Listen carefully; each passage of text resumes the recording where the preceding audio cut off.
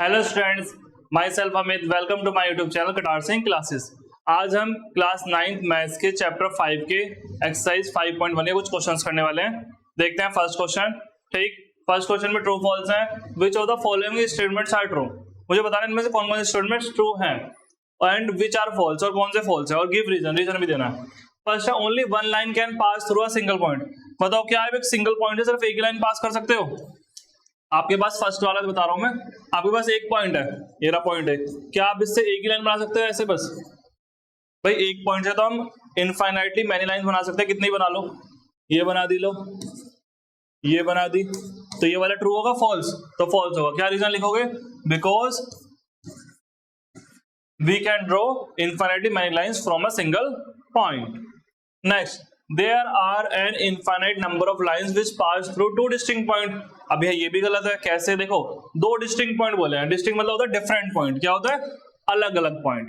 दो पॉइंट आपके पास अलग अलग है, मान लो। देखो देखिए, सेकंड वाला एक पॉइंट ये रहा, एक पॉइंट ये रहा। अब मैं इन दोनों से एक लाइन बनाता हूं, बना ली लाइन।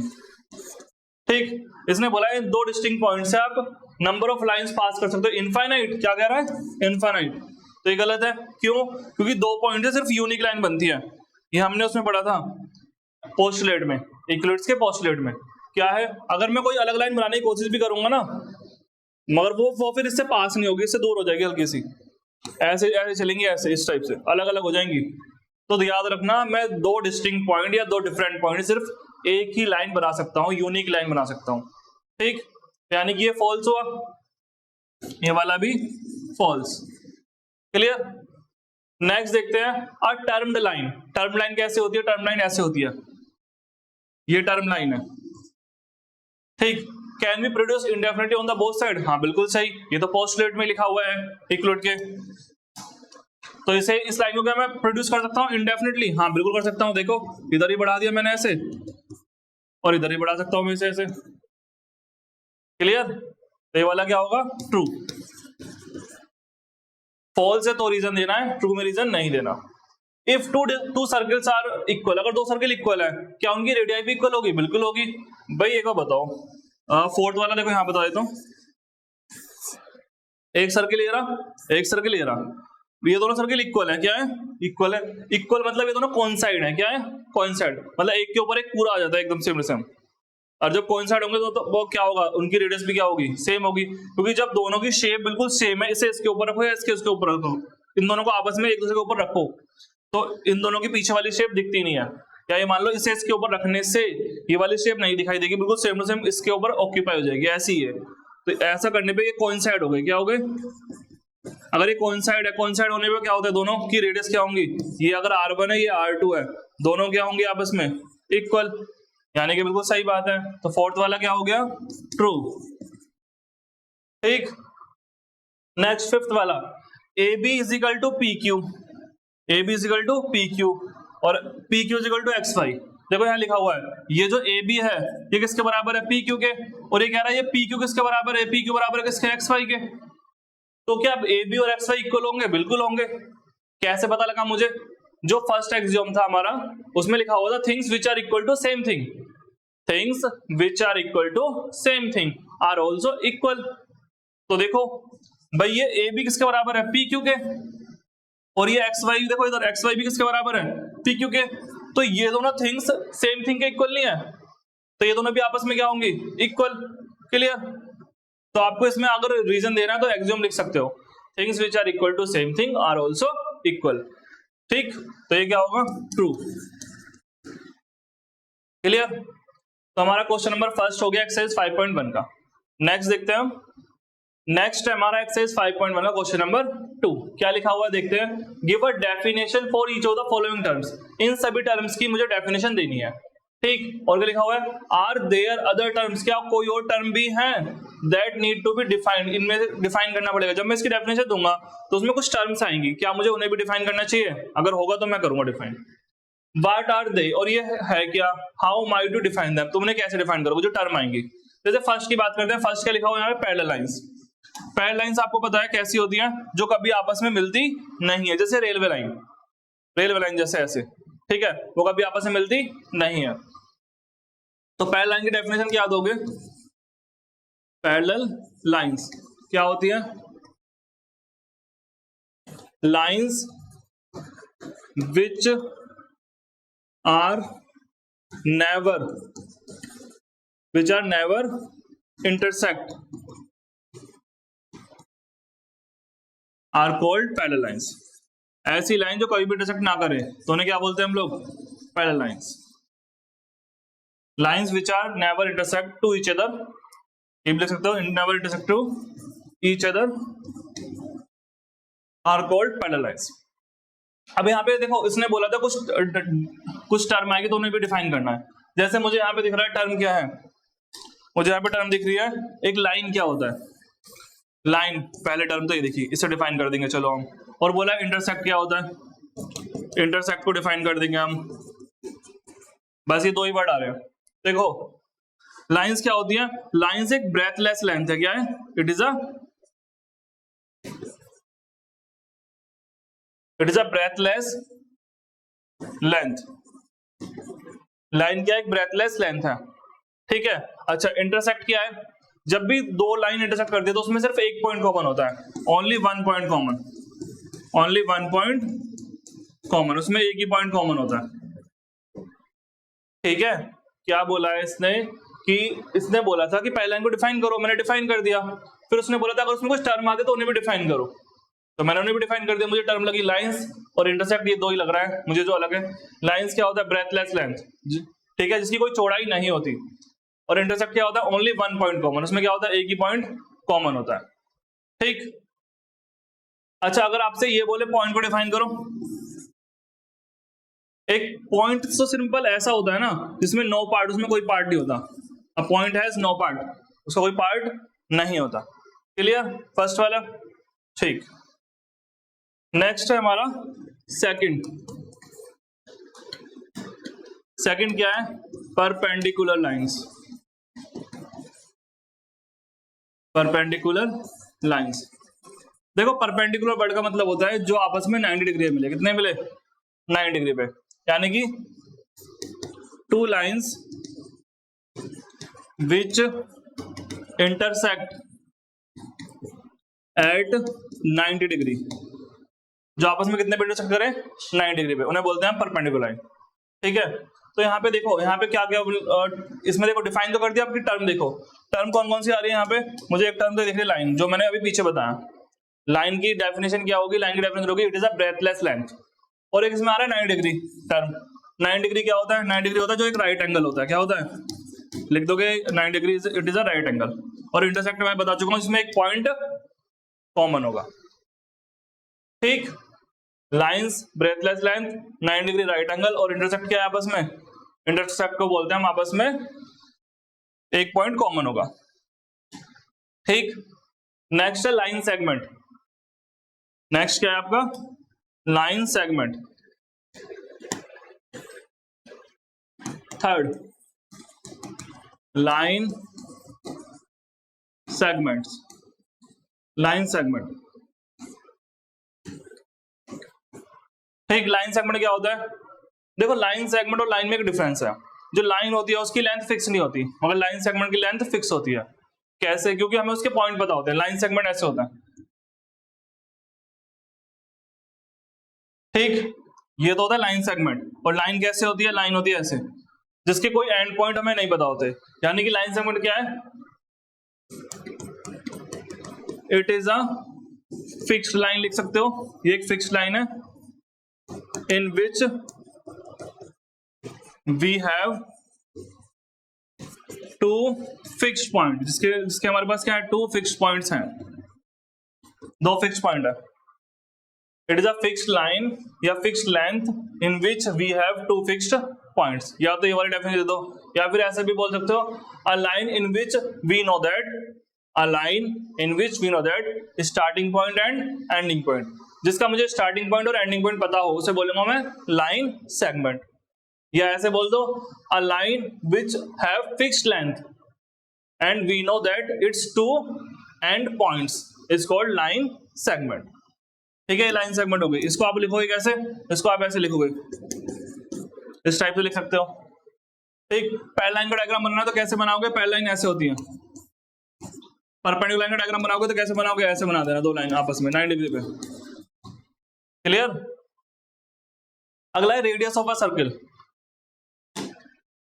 फोर्थ पॉइंट,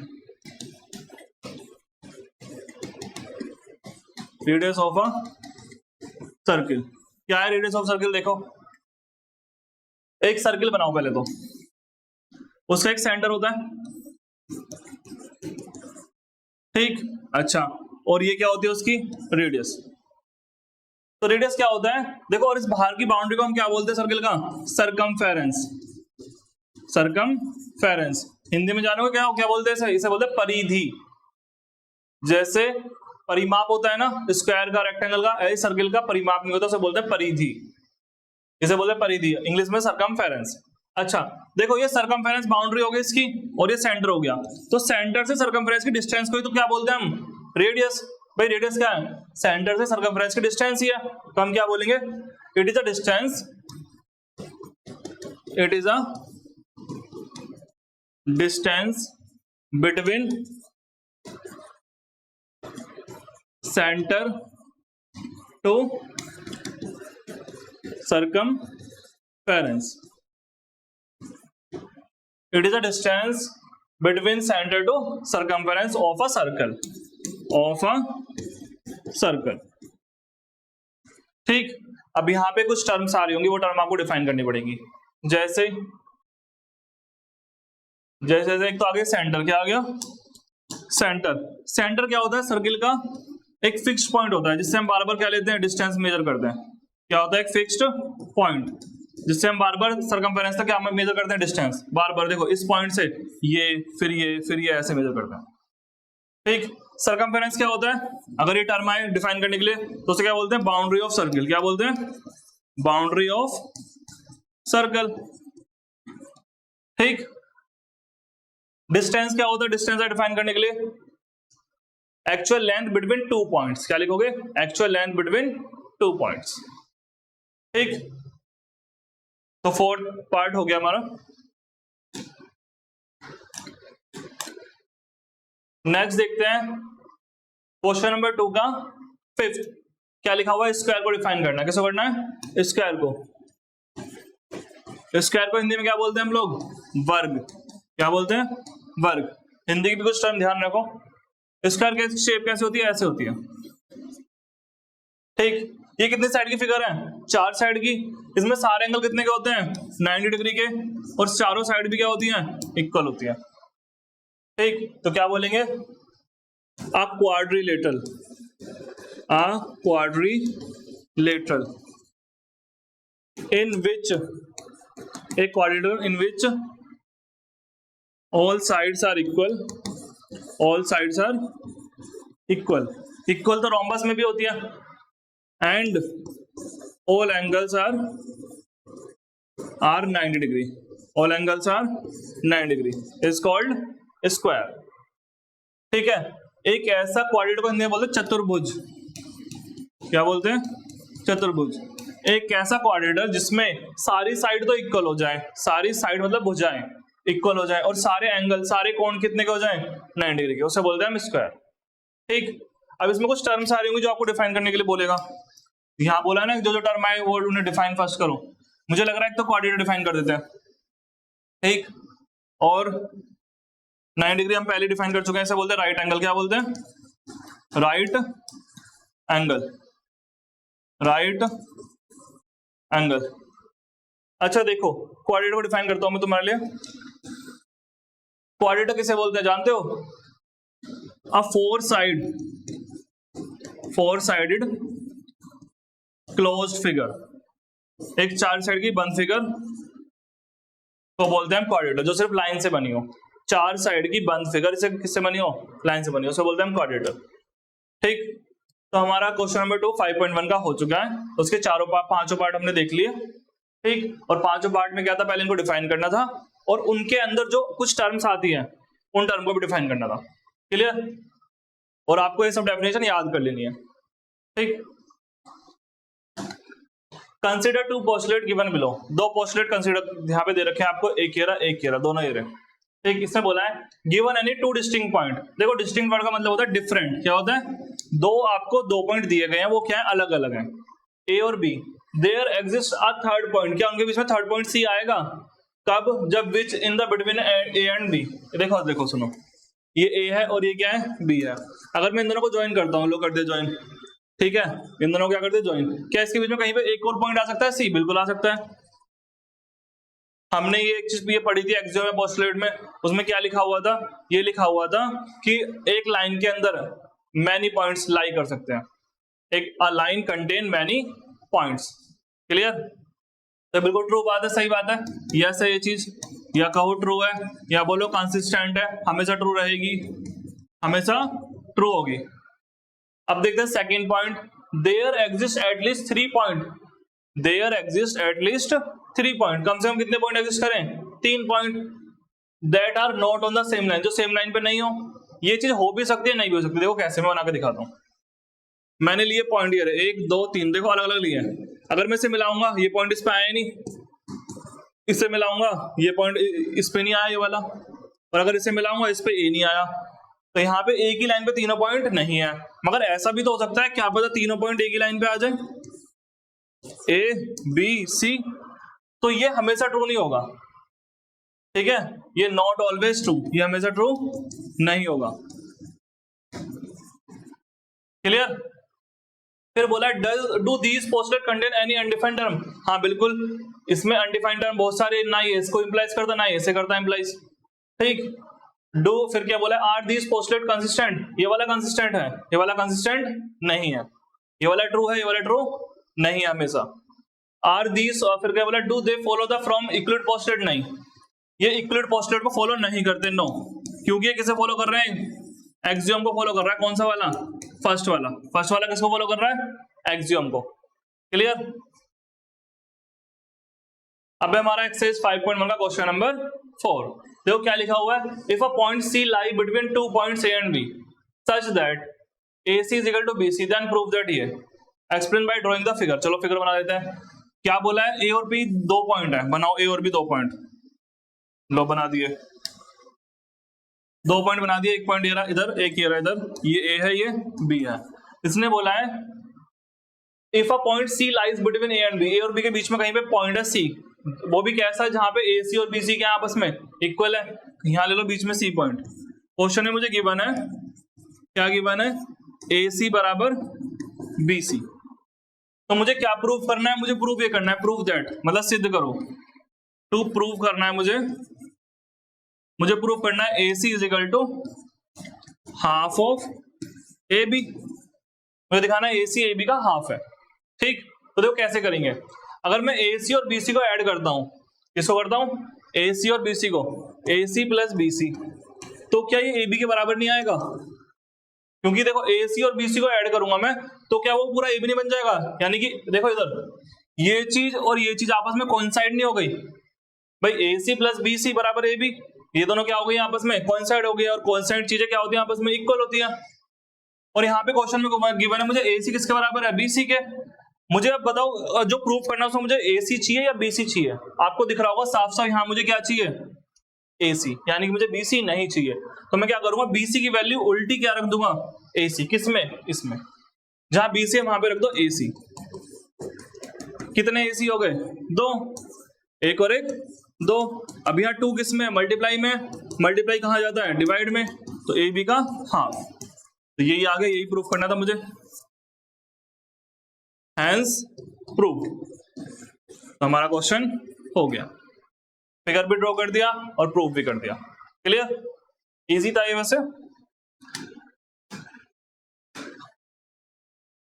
अब देखते हैं हम एक्सरसाइज 5.1। एक्सरसाइज 5.1 का क्वेश्चन नंबर 5।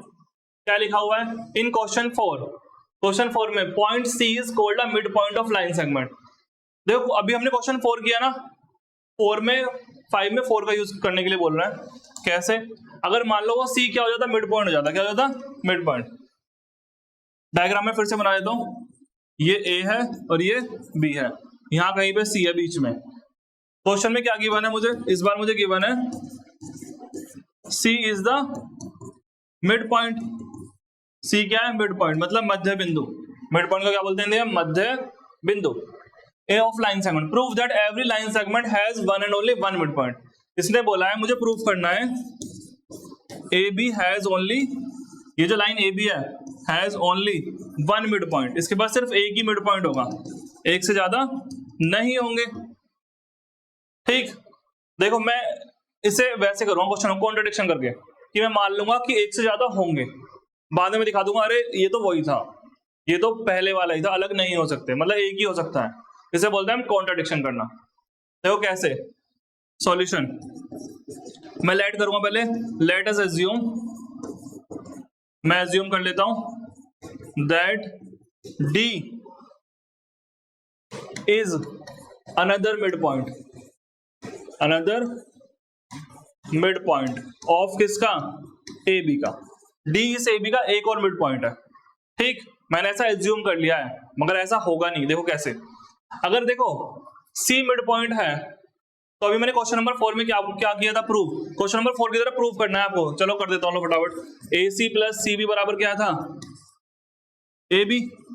फिर मैंने, मुझे क्या चाहिए यहाँ पे, मान लो सी बी को हटा देता हूं मैं, ए सी प्लस ए सी। क्यों, क्योंकि ये मिड पॉइंट है, क्या है, मिड पॉइंट है, तो ए सी और सी बी क्या होंगे आपस में बराबर। तो मैंने बी सी की जगह क्या रख दिया यहाँ पे, A C is equal to A B. Question number 4 में मैंने पूरा सही से समझाया उसे, ए सी प्लस ए सी कितना हो गया, 2 ए सी। अब मल्टीप्लाई में तो कहाँ जाएगा, डिवाइड में, तो ये आ गया, ये फर्स्ट इक्वेशन हो गई। तो ए सी क्या है, ए बी का हाफ। कब आया, जब सी मिड पॉइंट था। क्या था, जब सी, क्योंकि देखो मिड पॉइंट है, जब ये चीज मैंने यूज किया यहाँ पे। अब ऐसे ही क्वेश्चन ने बोला डी मिड पॉइंट है, मतलब क्वेश्चन में बोला, मैंने माना है, मैंने क्या माना है, डी मिड पॉइंट है। तो सिमिलरली क्या मैं ये नहीं बोल सकता A D B mid point, D B mid point, तो ए डी बी क्या आएगा, ए बी का हाफ आ जाएगा। यहाँ कहीं पे मान लो सी की जगह एक और मिड पॉइंट है, डी क्या है, डी। तो ए डी और डी बी क्या है आपस में बराबर, एडी और डीबी के आपस में बराबर। तो मैं फिर से ये कर दूंगा, एडी प्लस डीबी बराबर ए बी, जैसे इसके लिए किया था। फिर डीबी की जगह क्या रख दूंगा यहाँ पे, एडी। कितने एडी हो जाएंगे, 2 एडी। अभी मल्टीप्लाई में तो कहाँ जाएगा, डिवाइड में, तो यही नहीं आ जाएगा, ये डिवाइड में चला जाएगा। तो ये हो गई सेकंड इक्वेशन। अब देखो फर्स्ट और सेकंड इक्वेशन में डिफरेंस देखो। फर्स्ट एंड सेकंड में जो आपका फर्स्ट एक्सियोम बोलता था, things which are equal to same thing, things which are equal to same thing. देखो सेम थिंग इक्वल है, ये दोनों थिंग्स जो सेम थिंग इक्वल है, ये आपस में भी क्या होंगी, इक्वल होंगी। तो बाय यहां पे लिखोगे एक्सियोम, उसको एक्सियोम लिखोगे, क्या लिखोगे, things which are equal to same thing are also equal, things which are equal to same thing are also equal। इसके बाद क्या करना है, इसके बाद आपको ये करना है, मैं इधर से रफ कर देता हूं।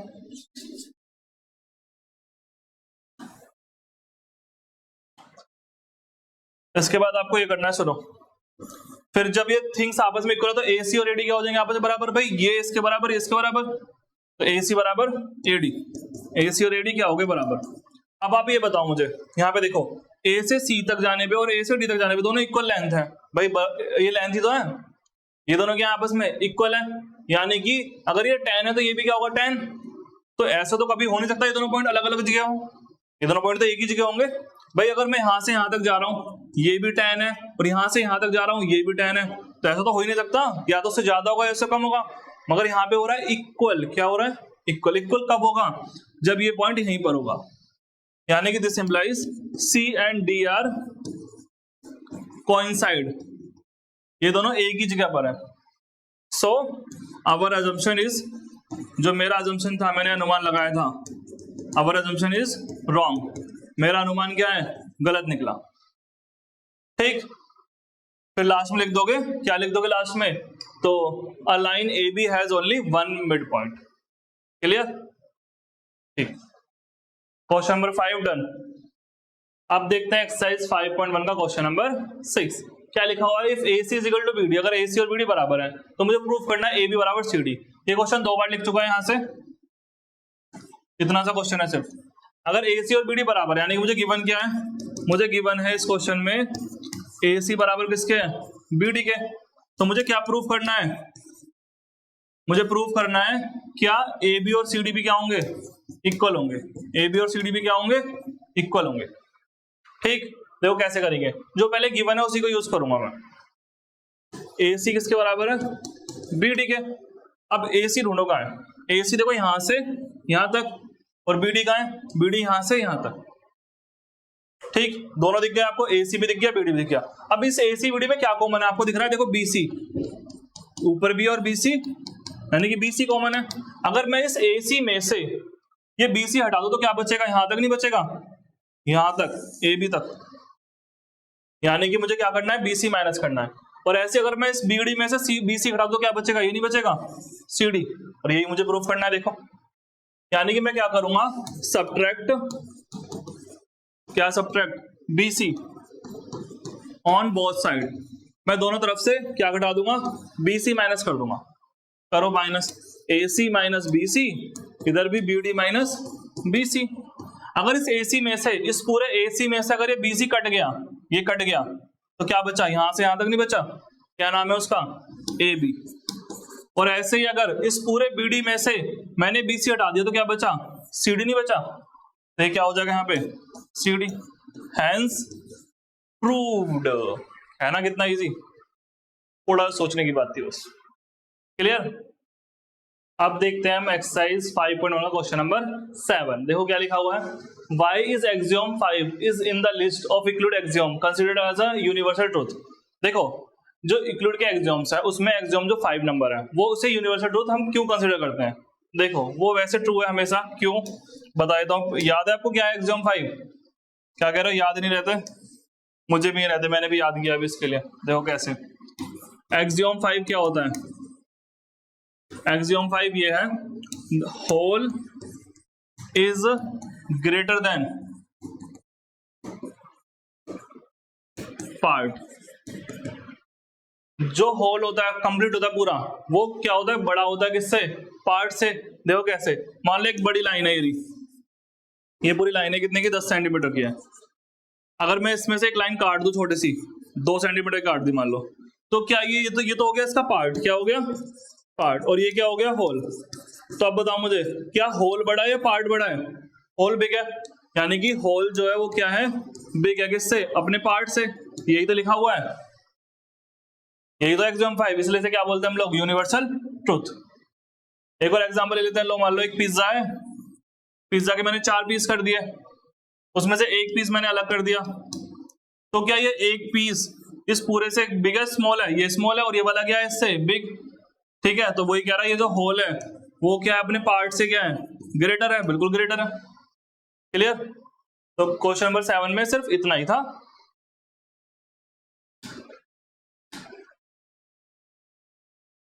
Thank you students for watching my YouTube channel Katar Singh classes. हम मिलेंगे नेक्स्ट वीडियो में, चैप्टर 5 की एक्सरसाइज 5.1 डन। क्लियर।